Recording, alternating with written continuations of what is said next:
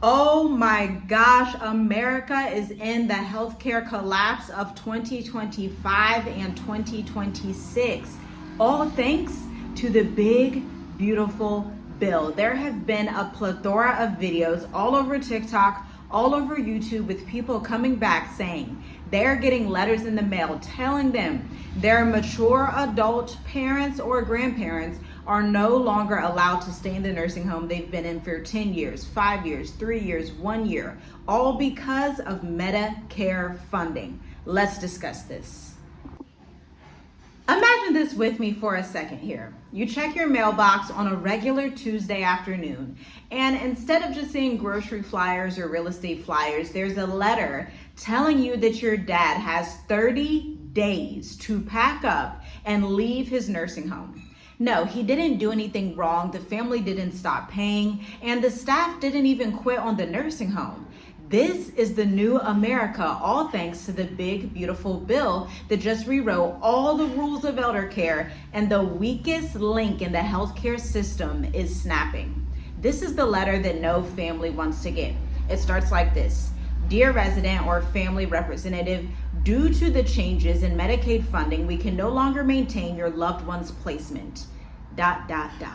Medicaid, not Medicare, is the lifeline for over 60% of U.S. nursing home residents. For decades, this federal state program has quietly paid the bulk of the bill for long-term care. And without it, residents face losing $8,000 to $10,000, and these offset costs will be put on the family. So I want you to imagine that you are one of these people, and you may be one of these people that got this letter. Feel free to chime in the comments section if you have received this letter, but your elder, your parent, your grandparent, they can no longer stay in the nursing home that you had prepared for them. And see, here's the issue with that. The way that the American system is set up, you do not get paid enough to take off time. So now you have to quit your job to care for your family member and figure out a way to maybe have a night shift, or maybe have a home health aide come in, or maybe you guys will just move out the country, go to the Caribbean, go to Africa, go to the Middle East, go to Europe, go to somewhere that's more affordable than America,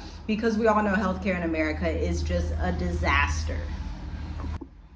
You know the funny thing about all of this, when the big beautiful bill first passed this summer, politicians sold it as the golden ticket, right? Cost savings, accountability. But these Medicaid and Medicare budgets are being cut for long-term care. Nursing homes that are already operating on razor-thin margins cannot absorb the hit. And the real result here is the eviction letters that are starting to come out and go to residents' families. From safety net to now tight rope. I want you to think of Medicaid like a suspension bridge. It holds up the weight of our elderly care system in America, but that bridge has been rusting for years. Underpaid staff, delayed reimbursements, closures in rural areas. The big beautiful bill did not repair the bridge. It actually cut the weight limit drastically, okay? And now the cars, your parents, your grandparents, are being told to turn around and find another route, okay? Live with your family, downsize, or live multiple families in one home, whatever works. We've already seen, just in the last couple of months, 770 nursing home closures since 2020, long before this law. Now, industry analysts say hundreds more could follow within the next 6 to 12 months. This is basically guaranteed, because here's the issue. I've been watching this, I was just looking at it, it started coming across my feed on TikTok, on YouTube, and I would see these reaction videos. And a sister made an excellent comment, because she works in healthcare, right? I used to work in healthcare as a teenager. I was a certified nursing assistant at the age of 16 years old, okay? And so I worked in the nursing homes before switching my college major from nursing to psychology, okay? And so this is really interesting to me. This is really within my previous wheelhouse.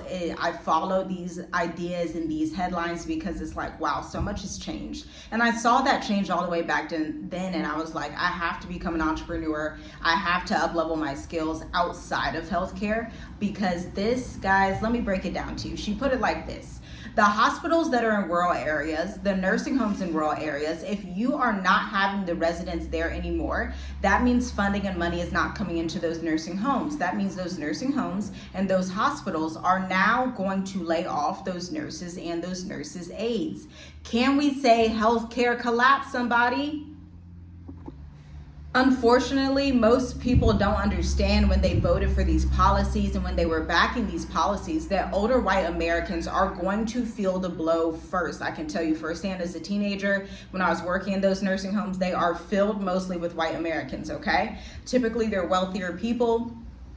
They may be Jewish people. They may be, especially depending on the nursing home you work at, right? I worked at a very lofty, elegant one, okay, and there were a lot of prominent people for the state of Ohio that were in there. Some interesting last names that you would hear about that obviously I will keep confidential, okay? But essentially, you have some heavy hitters in these nursing homes, okay? Their families can pay for it, or maybe they have investments they can pay for it, or whatever the situation is. But this is no longer going to be the reality. And then I also think about some of those patients that are in the nursing home because their injuries are so severe. I'm talking about people who have suffered strokes, not minor strokes where they're paralyzed just in their hand or just on their leg, but people that are literally in comas, medically induced comas, people that have had organs removed where they cannot function in society properly. These people do need that 24/7 care, and I think it is so sad that they are not going to be able to get it. But let's run a simulation together right now. Let's go through and see what does this look like February 2026 if nothing changes. We're going to see admissions freeze for nursing homes. They will quietly stop accepting Medicaid. Heavy cases unless there's an upfront private pay period. And we all know private pay in America is, quite frankly, ghetto, okay? It's crazy. The prices, I'm not even going to get into it. I'm going to be rambling. Caregiver whiplash. Middle-aged sons and daughters will have to quit jobs or cut hours to care for parents at home. And we all know certain demographics of people in America just aren't the nicest people. You know, they're going to be very rude to their parents if they feel like they have an issue with them that they have not forgiven them for, or if they feel, you know, they could have been making more money at whatever job, whatever. They're going to be feeling this pressure, okay? And then we have the hospital gridlock, in which seniors are going to be discharged also from hospitals, and they will have nowhere to go, keeping ER beds clogged. This is a healthcare collapse. This is a healthcare disaster in America. And literally, it's like a political game of hot potato. Here is the ugly reality. This is about to become a game of blame shifting. States are gonna blame the government's gonna blame Medicaid, and everybody's gonna go back and forth. Washington will say states need to manage better. Nursing homes will have their executives saying that they blame the reimbursement rates, and families, they will be left holding the bag, this heavy tote. Meanwhile, the media cycle will move on until there's a tragic headline about an 82-year-old passing away after being discharged without a care plan, which is essential. If you have previously worked in healthcare, if you are in healthcare, you know how essential healthcare plans are, especially as you're discharging someone who is going to their family. The family may not know how to care for that person, okay? And so this is a situation where it's like, one, you want to always think about preventative health for yourself and for your family.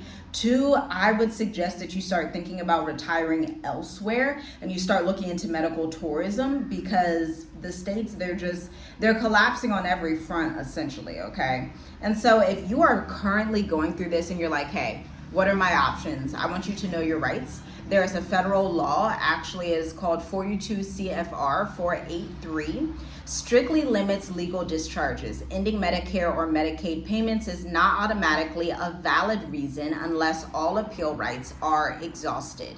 Number two, you want to contact your long-term care ombudsman in whatever state that you are in. They can freeze an eviction while your case is being reviewed. Number three, you want to document Medicaid pending. If you've applied but haven't been approved, that pending status protects your loved one from discharge. Number four, plan for contingencies. Look at home care options, adult care, or assisted living waivers before the letter arrives. This is so close to my heart because before my father passed away, he was in a coma. we decided to not put him in a nursing facility. We decided to care for him at home. I was in nursing school at the time, and so I was very familiar with what was happening, with the care that he needed. And still, it is excruciatingly difficult for someone that is totally dependent on you and cannot move. This is why these facilities exist, because unfortunately, the way that the American system is, the food, the stress levels, and the environment are set up to literally annihilate you. Okay, it's just the honest truth. The way that America is set up, you will probably not be reaching your super old age, because it's such a society that's endued with stress and just these unhealthy foods and chaos. You know, this is why so many middle-aged people don't make it, right? And that's the reality of America. And you know, this is not just about nursing homes. It's about the American social contract. We've gone from a promise, work hard, pay in, society will take care of you in old age, to a warning: do not get sick, do not become poor, and don't outlive your savings. The big beautiful bill might have been sold as reform, but for thousands of families, it's a reset button that drops them straight into chaos. You know, like any collapse, this is not going to happen evenly. Some states are going to scramble to patch the holes, others will watch them widen, and in the end, those who have the least leverage to fight back will unfortunately come to the collapse of that system and be at the brunt end of it. The bottom line is that the start of a healthcare collapse at the elder care level is going to have ripple effects into every part of the American healthcare system. Okay? If you are not paying attention now, if you are not subscribed to this channel, hitting the like button, staying in tune with these updates on the collapse of America in a variety of different settings, then you will be forced to pay attention later when someone you love gets that letter. Shalom, shalom. I'll see you in the next video.